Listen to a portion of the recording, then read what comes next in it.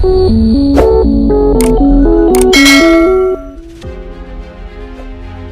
పట్టణంలోని Indian red cross society ఆధ్వర్యంలో తలస్సేమియా day care centre ఆధునీకరించిన కేకే దయార్సిఆర్ రక్త కేంద్రం ప్రారంభోత్సవంలో ముఖ్య అతిథిగా కావలి శాసనసభ్యులు కావ్య కృష్ణారెడ్డి పాల్గొన్నారు. ఈ సందర్భంగా ఎమ్మెల్యే చేతుల మీదుగా రిబ్బన్ కట్ చేసి రక్త కేంద్రాన్ని ప్రారంభించారు. ఈ కార్యక్రమంలో MLC, Nellore rural YCP in charge Parvathareddy Chandrasekhar Reddy కూడా పాల్గొన్నారు.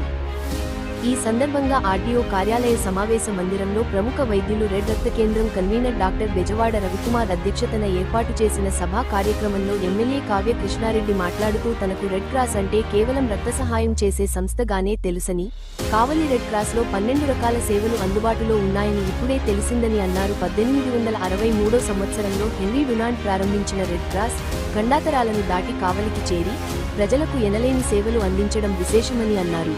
సంబంధిత మంత్రులతో మాట్లాడి ప్రభుత్వం నుండి తగు సహాయం అందిస్తానని అన్నారు.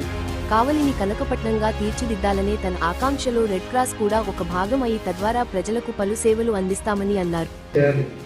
స్వతంత్రం వచ్చి 1947 సంవత్సరం నుంచి నేటి మళ్ళా 2047 సంవత్సరానికి 100 సంవత్సరాలు పూర్తవుతున్న ఈ భారతదేశం ప్రపంచంలోనే ఒక అగ్రగామి దేశంగా, పెత్తందారి దేశంగా, ఈరోజు పెత్తందారి దేశంగా మనం అభివర్ణించేది అమెరికానైతే ఆ అమెరికా ప్లేస్ లో ఇండియా రావాలి. అటువంటి పట్టుతో ఉన్నటువంటి మేక్ ఇన్ ఇండియా అన్నటువంటి ఇండియాని ప్రపంచ దేశానికి శాసించే స్థాయికి ఎదుగుదలకు తీసుకురావచ్చే విధంగా చూడటం కదా 2047 సంవత్సరాలు 100 సంవత్సరాలు పూర్తి చేసుకున్న స్వతంత్ర భారతదేశానికి ఒక మేక్ ఇన్ ఇండియా తీసుకురావాలన్న ఆలోచనతో ఈరోజు మన కావలి నియోజకవర్గంలో BPCL company, Bharat petrol chemical limited refinery ఇండస్ట్రీని కూడా ఈరోజు చంద్రబాబు గారి నాయకత్వంలో కావలికి తీసుకురావడం కూడా జరుగుతుంది.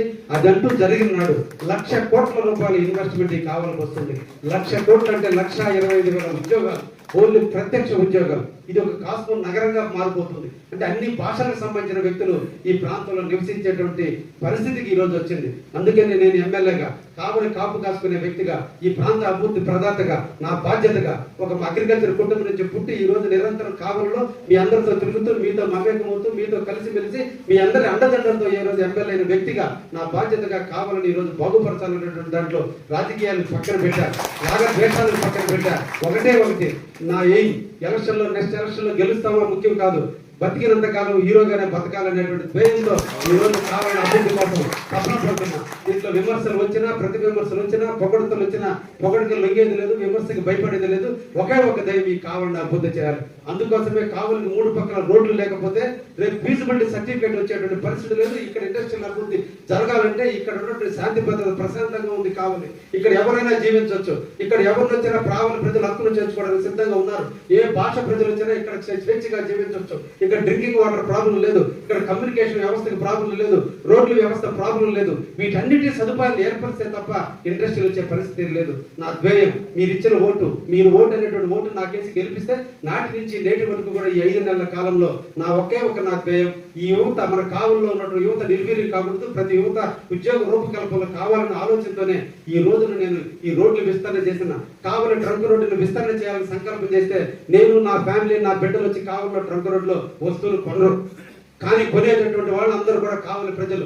1,60,000 పాపులేషన్, కావలి నియోజకవర్గంలో 2,43,000 ఓటర్లు, అంటే 2,50,000 పాపులేషన్ ఉన్నటువంటి కావలి పట్టణం బేర్ చేయాలంటే ఈ రోజు ఒక్కసారి మన కావలి ప్రముఖులందరూ కూడా ఉన్నారు. కాబట్టి ఈ సందర్భంగా నేను ఒక్కసారి చెప్పాలి, అన్న కూడా ఉన్నాడు. నెల్లూరు టౌన్ తో మన కావలిని కంపేర్ చేస్తే నెల్లూరు టౌన్ లో ఉండేటువంటి రోడ్లు కంటే కావలి టౌన్ లో ఉండే రోడ్డు చాలా విస్తారంగా ఉన్నటువంటి రోడ్డు. కానీ దురదృష్టం కొద్ది ఈ రోజున అందరూ కూడా పొంకులు పెట్టి దాని తాటాకులతో కప్పి పంచలేసి కావలి ట్రంక్ రోడ్డు బ్యూటిఫికేషన్ నాశనం చేస్తున్నారు. స్ట్రీట్ వెండర్స్ బతకాలి, కానీ వాళ్ళకి ఆల్టర్నేటివ్ చూడాలి. ఈ రోజు ఫ్యామిలీతో భార్య భర్త ట్రంక్ రోడ్డుకు పోయి బండి మీద పోయి పార్క్ చేసే పరిస్థితి లేదు. కార్లు కొనుక్కున్న ఇళ్లలో పెట్టుకుని బళ్ళు మీద తిరుగుతున్నారు. ఈ పరిస్థితుల్లో ఇండస్ట్రియలిస్ట్, దేశంలో ఉన్నటువంటి అన్ని భాషలకు సంబంధించిన ఇండస్ట్రీస్ లో ఇక్కడికి ఎలా వస్తారని మనం అందరం ఆశిద్దాం. మన బిడ్డలు ఉద్యోగాలు కావాలంటే ఈ రోజు మనం చీకటిని అనుభవిస్తే రేపు వెలుగు వస్తుంది. ఈ రేపటి వెలుగు కోసం ఈ రోజు కొన్ని సమస్యలైనా ఎదుర్కొని తీరాల్సినటువంటి అవసరం ఉంది. కాబట్టి కఠోరంగా నిర్ణయం తీసుకున్న కావలి విస్తరణలో భాగంగా ఈ రోజు దాన్ని కూడా అభివృద్ధి చేస్తున్నా. ఈ రోజు రైల్వే వ్యవస్థ ఉంది. అదృష్టం కొద్ది ఈ రోజున ఏఎం బేకరీ సెంటర్ దగ్గర ఉన్నటువంటి రోడ్డుకి ఎదురుగా ఫ్లైఓవర్ కూడా తొందరలో ఏర్పాటు చేయబోతున్నాం. మాన్సార్ దగ్గర బ్రిడ్జిని కూడా ఏర్పాటు చేయబోతున్నాం. ఇప్పుడు